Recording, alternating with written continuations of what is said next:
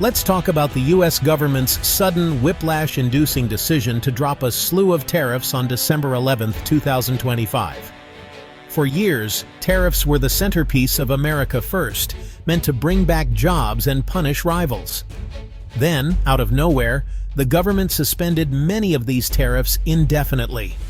It was a complete U-turn, leaving everyone from economists to politicians baffled.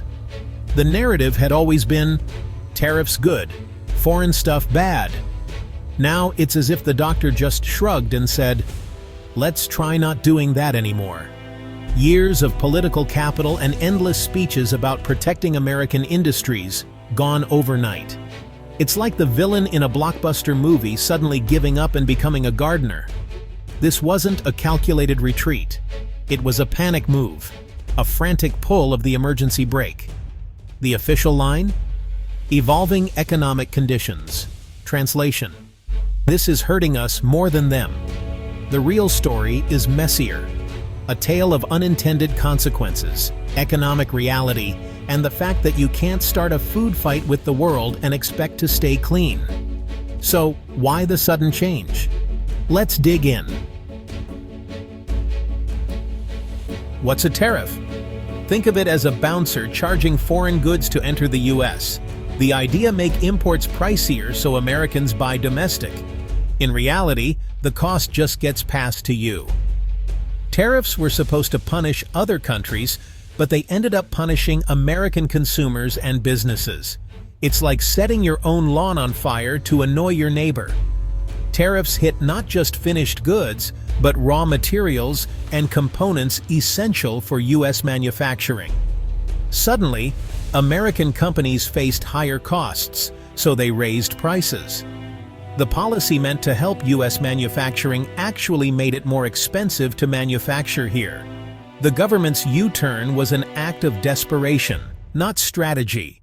Inflation was surging, supply chains were tangled, and businesses were desperate for relief. The tariffs, once a silver bullet, became a self-inflicted wound. Lifting them was an admission. The experiment failed, and the US economy was getting sicker. The bouncer finally realized he was keeping everyone out of a dying party. So, what did we learn? Tariffs aren't the easy fix they seemed. Modern economies rely on imports. No country makes everything itself anymore. The US depends on imports for everything from raw materials to high-tech components. Tariffs didn't just hit luxury goods, they hit essentials our industries need to function. When you tax key materials, you're not hurting foreign suppliers, you're hurting your own companies. American firms making everything from smartphones to medical devices saw costs skyrocket. It wasn't just raw materials, it was also intermediate goods, parts made best and cheapest overseas. Tariffs made these components expensive, threatening entire business models. Some companies moved operations abroad to avoid tariffs, pushing jobs out instead of keeping them in. Protectionism's Achilles' heel. You can't wall off your economy without trapping yourself inside. The world is an intricate web of interdependencies.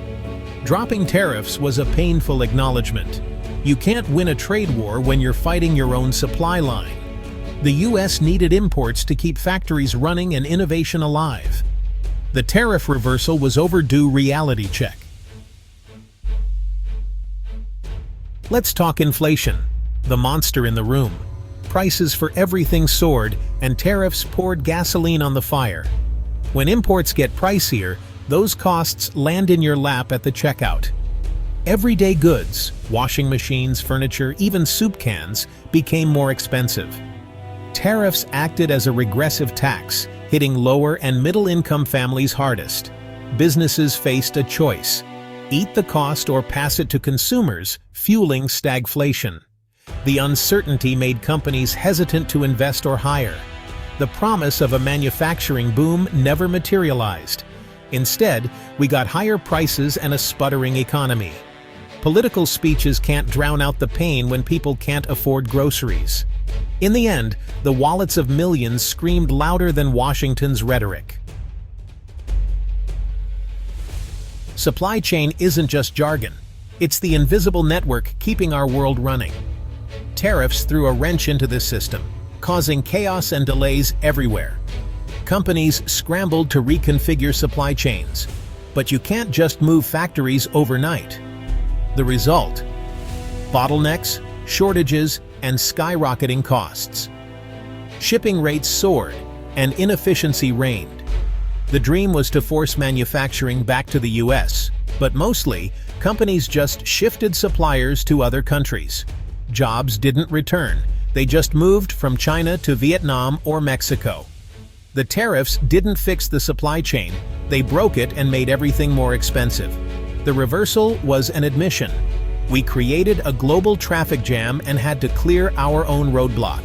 Lesson learned: don't mess with the world's economic highway. The business community's reaction? Deeply divided.